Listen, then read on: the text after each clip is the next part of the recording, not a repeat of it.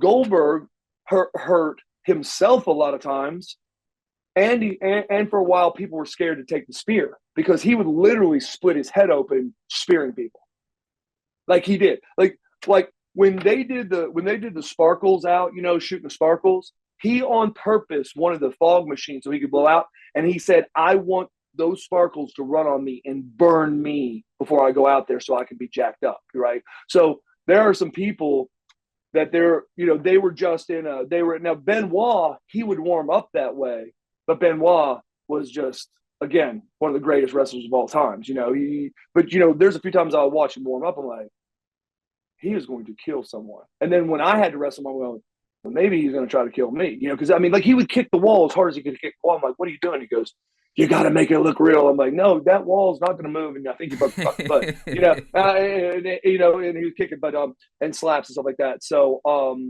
there are some guys out there that Goldberg, he's a very competitive dude. He didn't want to pro wrestle, right? Me and Bill are from the same hometown, Tulsa, Oklahoma, and I actually saw Bill in a gym up here. I didn't know he was here, and I said, "What are you doing?" He said, "Well, I'm playing football." I said, "What team are you on?" He goes, "Erik, I've gone to about 6 teams. I get cut right before I make the roster on his teams." I said, "Why do you think about pro wrestling?" He goes, "Erik, I love you, and I love your dad. He's a legend." He goes, "There's no way I'm going to do that fake bullshit."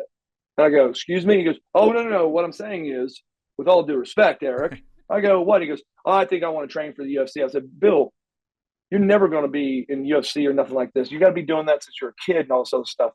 So it was me that introduced. I told DDP about Bill Goldberg.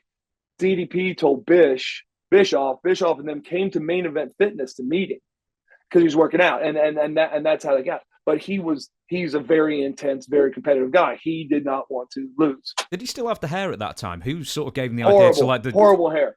Yeah, it was a horrible haircut. Horrible. It looked just like Stone Cold's. Remember Stone Cold's when he was Hollywood Blonde? Because when he was a Hollywood Blonde, he kind of looked like Hogan's. The totally going up here, long in the back. Oh, Goldberg was hideous, hideous.